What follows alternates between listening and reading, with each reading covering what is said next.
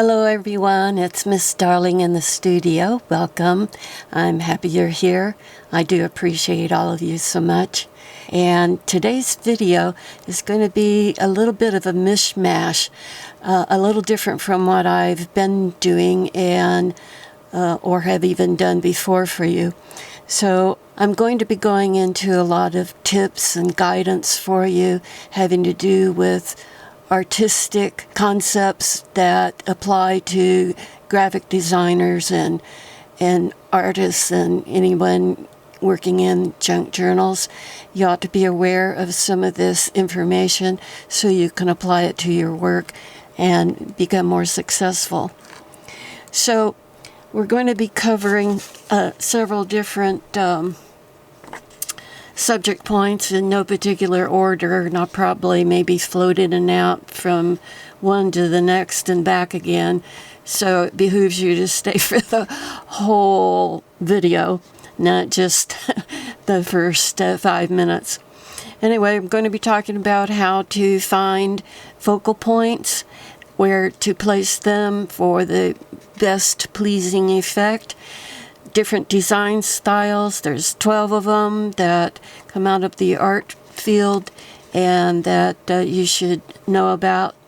The importance of having and making your own sketchbooks and sample books. Why I believe in, particularly in sample books, and how I use them. I'm going to show you one of mine.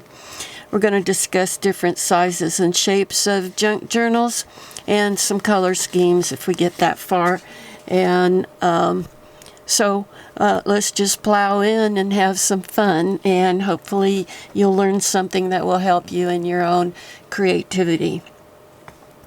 So let me move some of this stuff out. Let's see, what do I want to tackle first?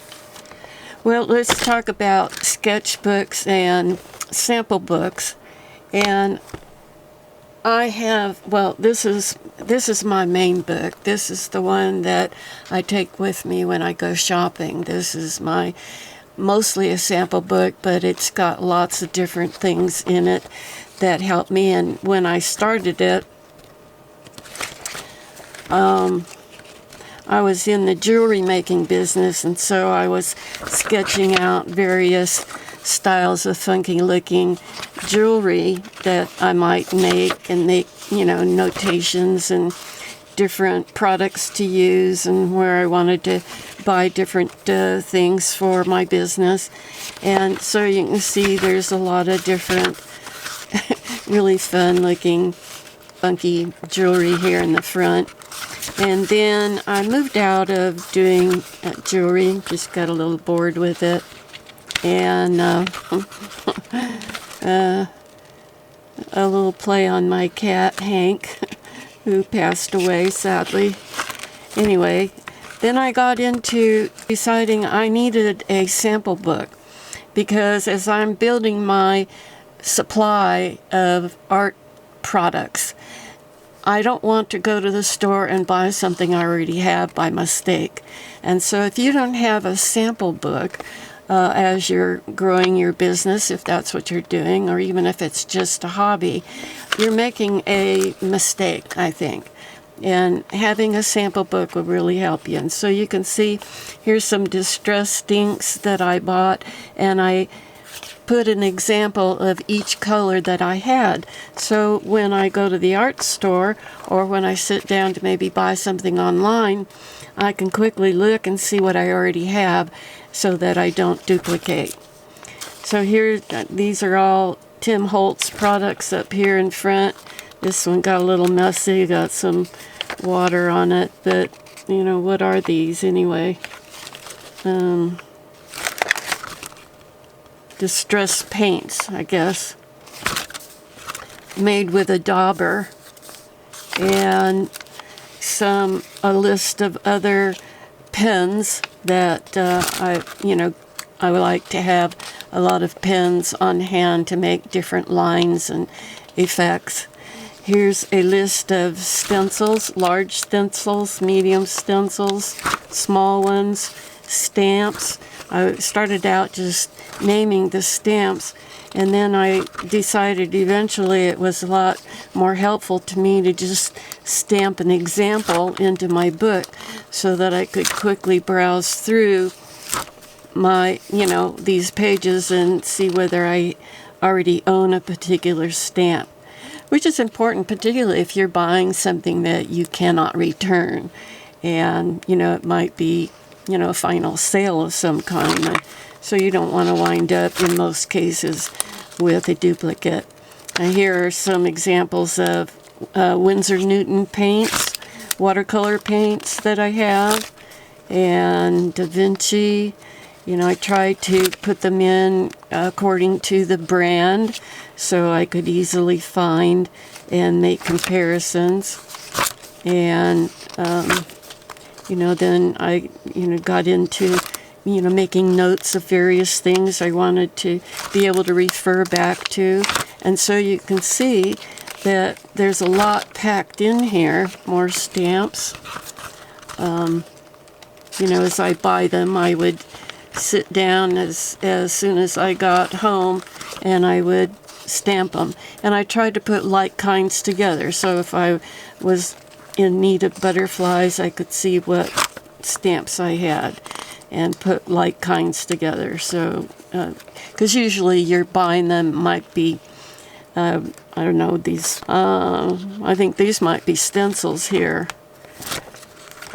Here's a little brochure about different paints that have sparkle in them.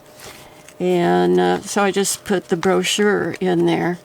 And then I have some examples of some of those metallic type paints. Jane Davenport. I wrote back up here, bad manufacturing. So these were her acrylics that I think dried up on me so fast they weren't worth it. Delusions. Some markers. Okay. So, give yourself, a booklet like this.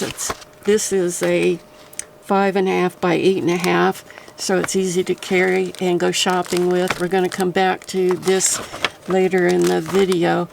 I ended up with lots of tips and instructions for making and editing videos here toward the end.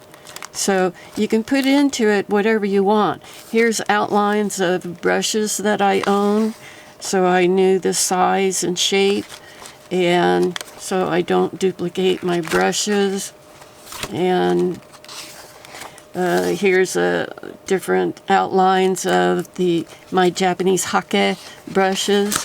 So, there's just a zillion things in here and things that you could put in that are meaningful to you.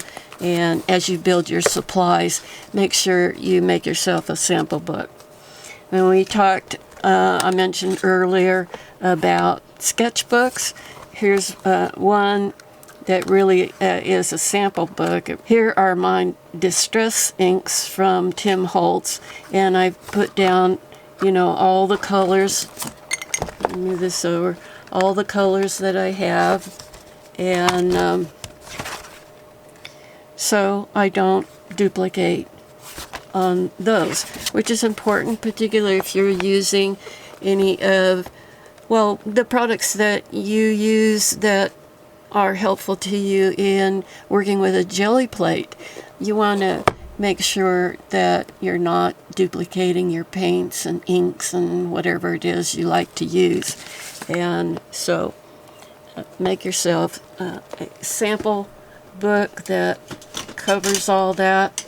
In terms of sketchbooks, which a lot of people swear by them, I haven't done a whole lot in sketchbooks. I've got a bunch, including these. But here was kind of a journal. It was set out as a journal, and I started painting faces on one side and journaling on the other. And so you can see, it gives you ideas for maybe a future page in your journal, or maybe a theme for your journal. And so as you think of things, make a record of it so that you can refer back to it. Here's a journal that's full of abstract art, and just to give myself ideas for pages. And so that's why it's done on a journal approximately the size of the journals I mostly make. And I always make a companion so that I can build continuity into my journal as a whole.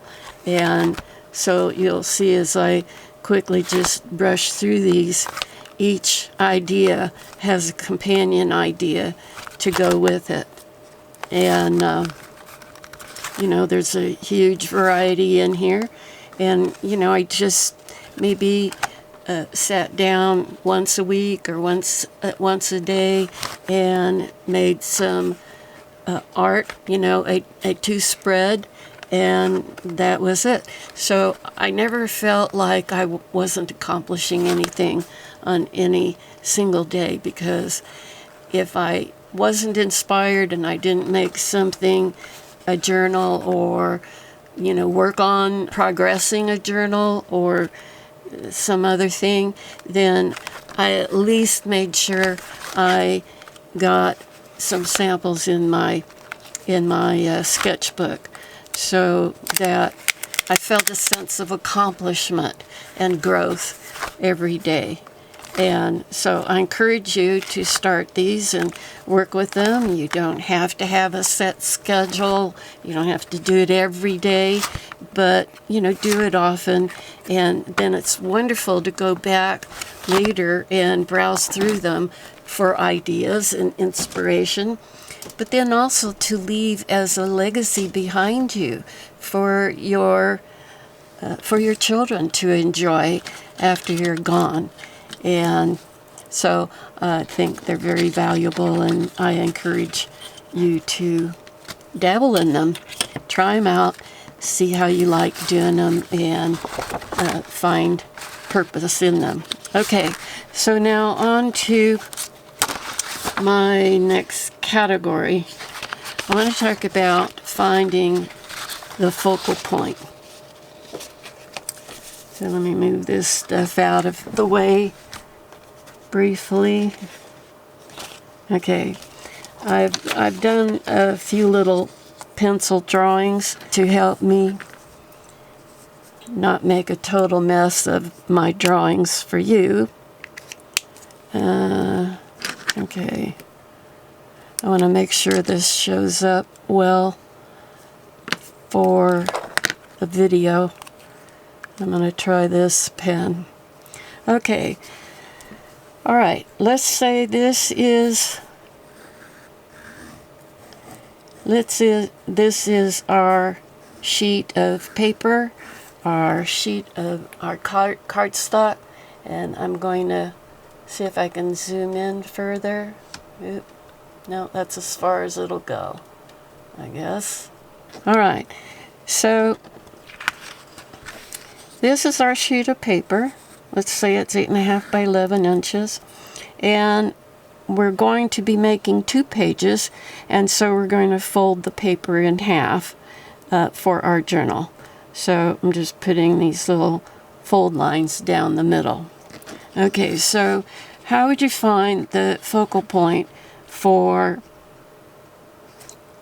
the half page? So I'm going to drop down here to this one.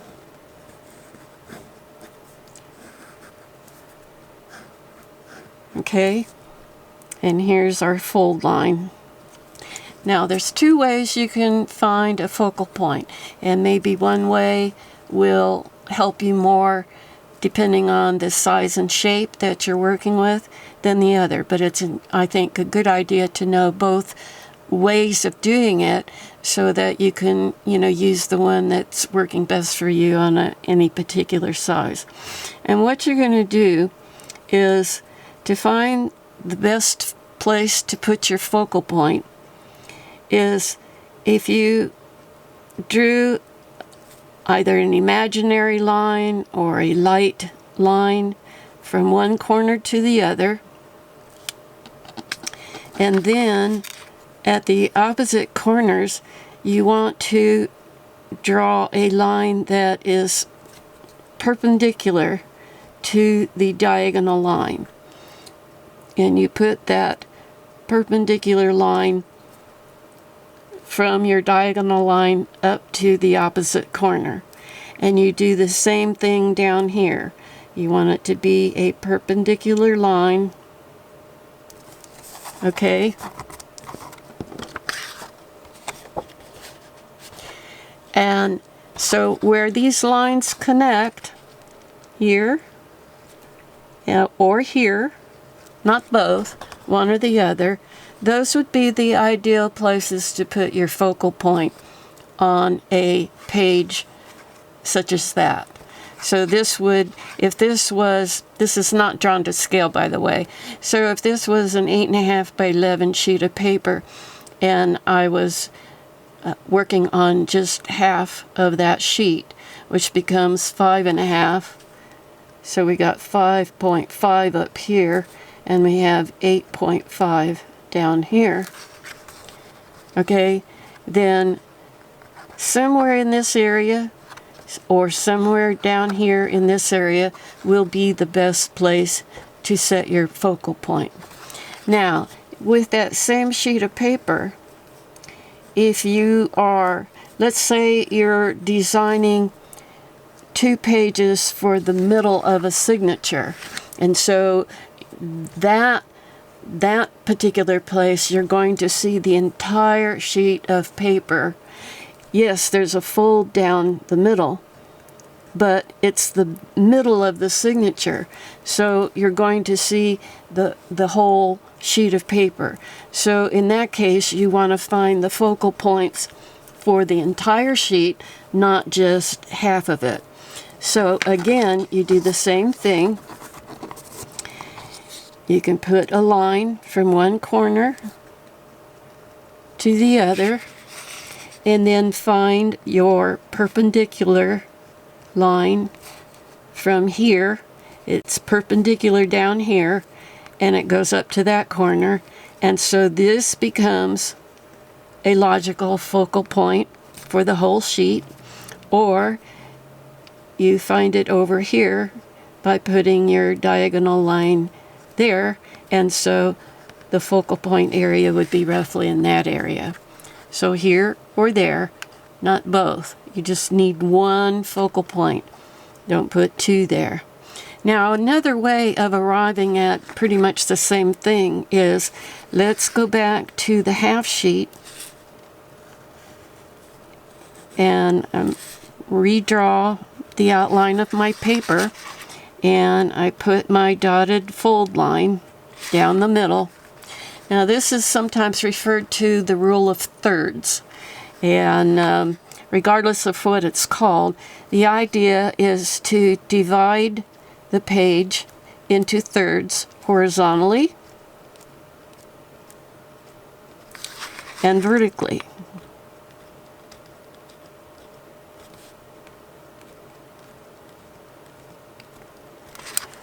Okay, so we've divided the whole one page, which is on one side, and wherever these lines connect, those would be a good place for a focal point. So right up in that area, or right up in this area, or down in this area, or down in this area. Let me say again, you just pick one of the 4. You know, you don't pick 2 out of the 4 or all 4 or anything like that. It's 1 out of the 4. Now, the same thing goes up here when you're designing the whole sheet of paper. You, again, divide that into thirds.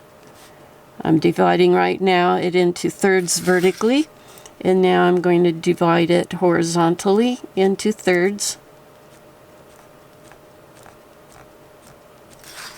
And so the logical focal point would happen here, or down in this area, or down in that area, or up there. Okay? So 2 different methods to find a logical focal point. So you can see that if I compare this with that, this area here is lining up somewhat similar to this here, and this area up here somewhat similar to there. And if you wanted to find the other two places using this method, you simply would turn that over, and then you would maybe not. You would draw your diagonal line from this corner to that corner, and then you're going to be up in here or you're going to be down in here. Okay, I hope this makes sense. So now if you look at paintings that artists do that know what they're doing, let's say this is the canvas,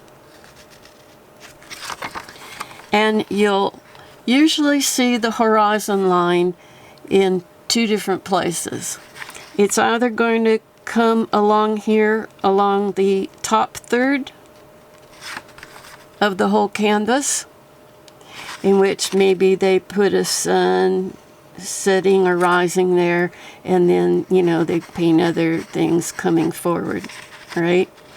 Or you're going to see something like this, where the horizon line is dropped down to the bottom third.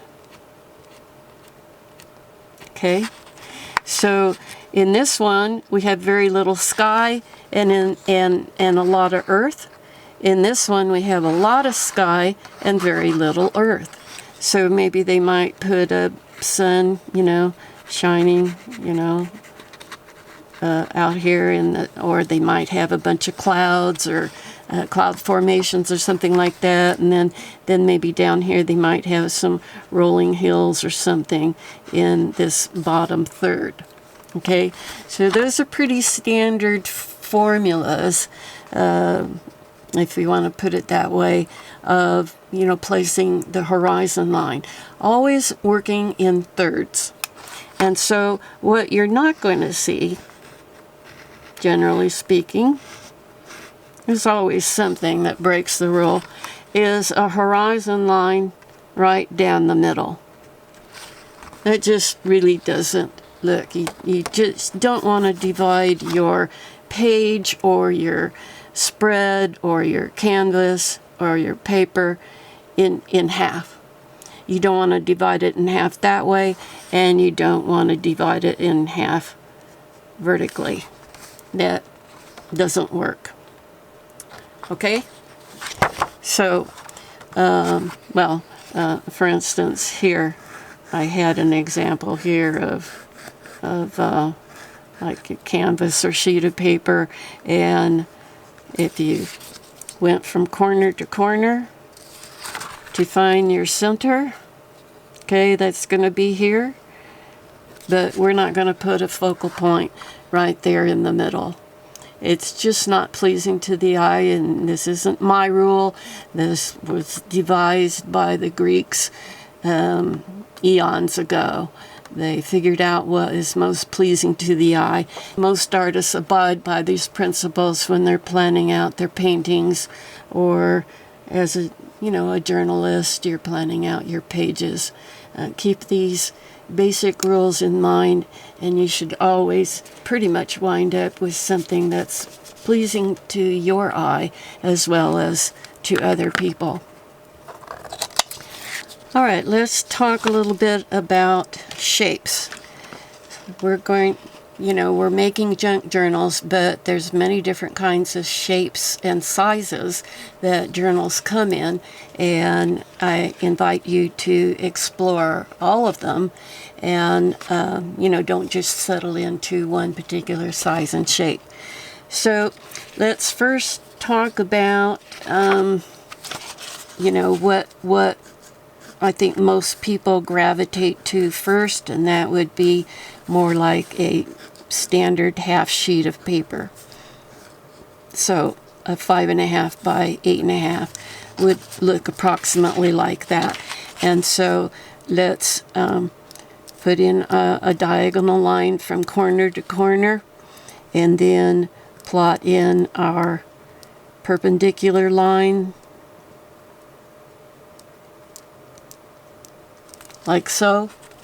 And so we can see right off the bat that approximately here would be a good place for a focal point, or down here. All right. Now, another way to, I mean, we're going to wind up with 4 places, approximately here, and here, and here, and here, if we do the rule of thirds method. But so, to save a little on time, let's talk about, I've seen a lot of people, and I've made them too, where you have this elongated rectangle. And it just isn't as wide as this, and it might be like 4 inches across by 7 or 8 inches deep. And so let's kind of sketch in that briefly. Again, the same method of dividing it with the diagonal this way or that way. But if we work with it this way, then our perpendicular lines are going to fall somewhere in this area. And so just like that, we have a focal point area up here or down here. Okay, and it becomes more extreme because the size is a little more extreme. So now what happens if we decide on we want to do a square? Okay, so let's kind of try and get something. Now these aren't drawn to scale, so don't criticize me. So let's say this is 6 by 6 or 7 by 7, or the maximum you could get out of a single sheet of paper would be 8 by 8. So let's just say it's 7 by 7. So we can, again, do our diagonal line. But you're probably going to find that the perpendicular line is pretty much going to be the same as a diagonal line would have been. And that would put our focal point right in the middle, which we really don't want that. I mean, you can do it. You can always do whatever you want to do. And you're the artist, you decide. But it's not ideal. So in a case of a square shape,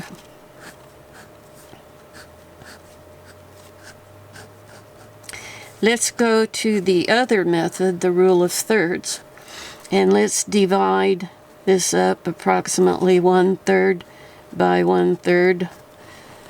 I need to make this a little bit wider there. And then we're dropping down by 1/3 and up by 1/3. Okay, so we have these equal squares. And so we can see that we have a choice to go there, over here, down here, or over here. 1 out of the 4 will be our ideal place to put a focal point. Now, you may ask, well, what size should the focal point be? And I would say, for instance, up here, you could have sort of a, some thing up here, maybe round or some other shape, and something dangling down, okay? So think in terms of size-wise, anywhere from 1/2 to 2/3 the length of your journal.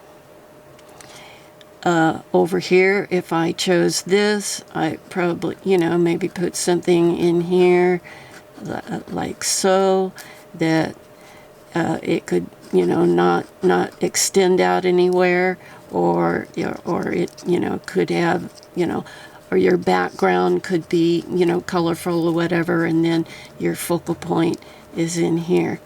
I think the tendency of most people is to make their focal points too small. So bear that in mind and just play around until you find a size and a shape that is pleasing to your eye. Okay?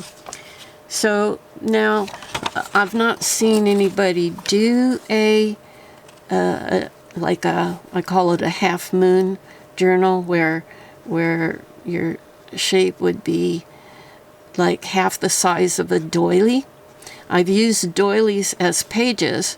I've never decorated them, but I have used them inside my journals. So, but if I was working with, say, a cover that was this size and all the pages inside are shaped like this, you're going to have a lot of paper waste. So that may be one reason why it's not, something that people tend to decide to do. But what I would do with this is I would, maybe have something like that, or, something that extends down. And I would put it fairly close to my fold. Here's your fold here, and here's your cut edge. Or it could be torn edge. But anyway, I would go with the length rather than the width, and set it off to the side close to the fold. And so what really happens if you were to divide this into thirds and use the rule of thirds, we're really falling right there. And if we were dividing it here, it would be kind of coming right down on that line, and then you would have another third, invisible line here. Okay, so you can see where I put my focal point in my choice is falling right there in keeping with the rule of thirds. Now, I have also been making, in the last year, vertical and horizontal journals that are exactly the full page, an 8.5 by 11 sheet of paper. Okay, so they're like that, mostly vertical. I have made a couple that are, the landscape style or presentation in a landscape format, but most of them are in a portrait shape. And then I bind them together with big round 2-inch diameter clips. Let's see if I can find one here real quick.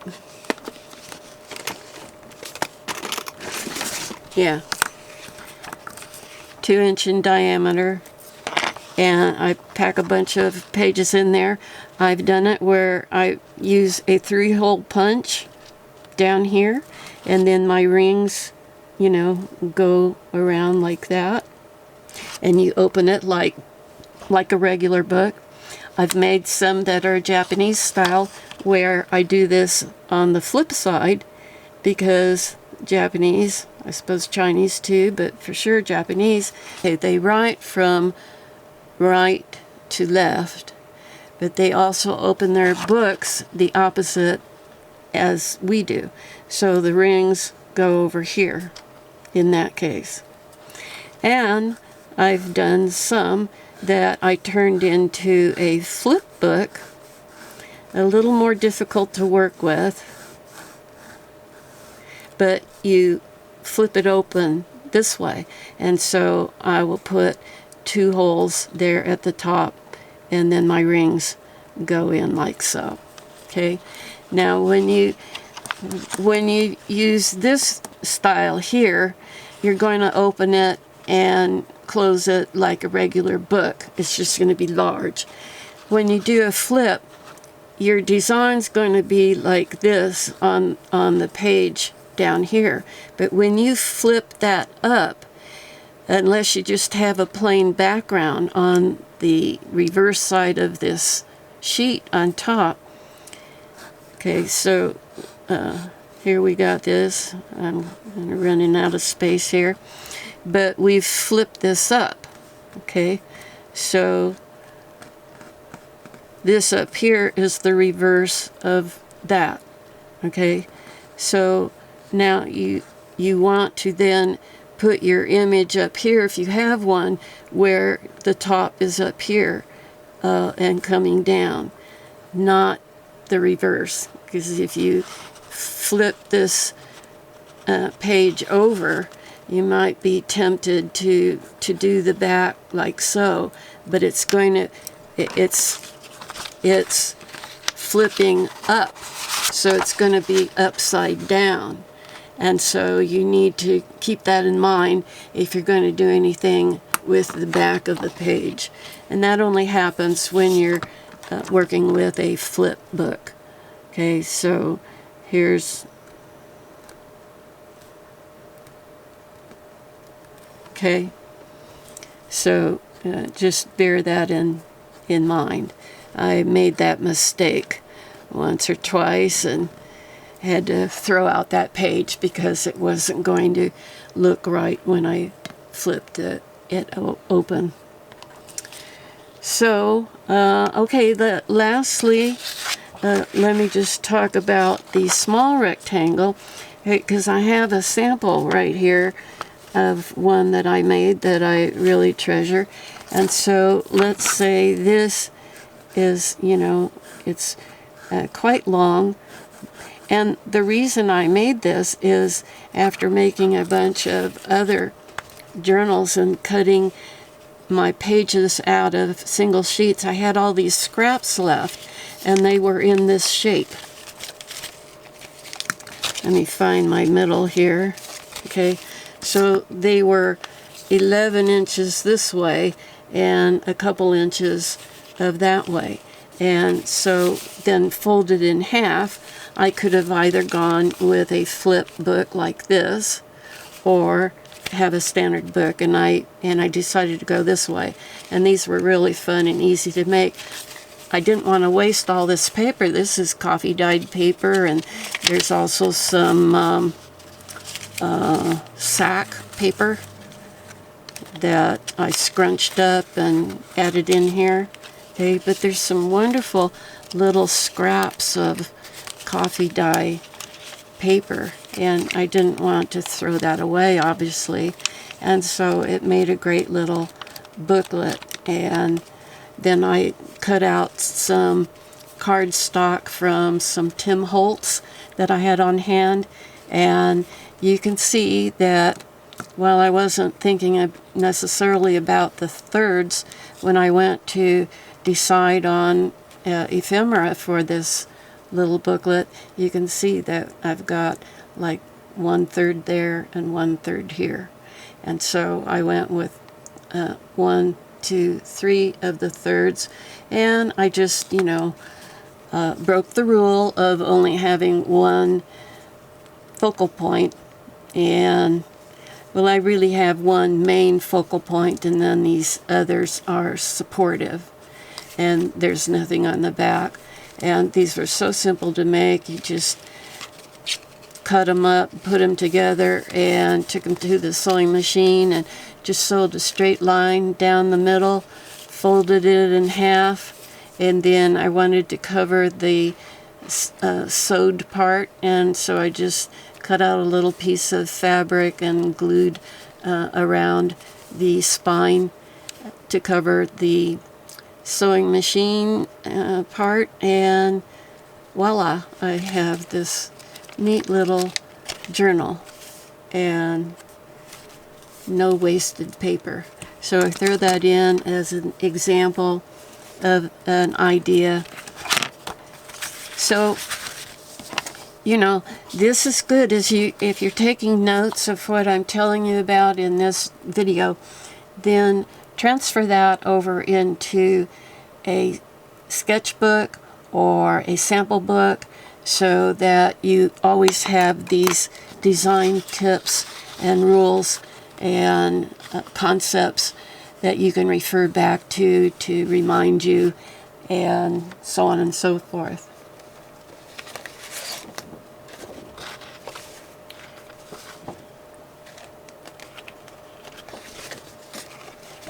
Okay, I think that's going to do it for this video. I'm not going to have time to get into the 12 design styles, and I'll do that in perhaps the next video so that I can give it the proper amount of information and direction that you will need to, incorporate many different design styles into your work, and it gives you a lot of variety to work with, and also helps you grow as an artist and know that your work is in keeping what the professionals considered good design and not haphazard design as I see all over the internet. This hopefully will give you some, a good foundation and teach you some of the elements that go through my mind as I'm making my decisions, whether I'm making a masterboard or ephemera or, whatever I'm doing, designing a cover, whatever. I think about all these things, and it guides my choices. Whether I tell you about the concept or not, I am always working with design concepts. So then in the video where I'm talking about the 12 design styles, I will also include some discussion about color schemes to help you know what colors work well together and which combinations to avoid. But having said all of that, concepts and rules, whatever you want to call them, they're there to help you arrive at what most people consider pleasing to look at, but you can always break the rules. But if you don't know what the rules are, how can you successfully break them and still come away with something that's fantastic? So that's why I'm doing this video, teach you some of the basics, and then you will know what you're doing, and then you can consciously make decisions to break away and do something that's more maybe awkward, is more filled with tension or surprise or shock, and do it more effectively. So I hope you've learned something from this. I hope it inspires you in your work. If so, please leave me a comment. Let me know what you learned and found helpful. And, if you've got any suggestions you want to add, put it in the comment section for other people to glean from.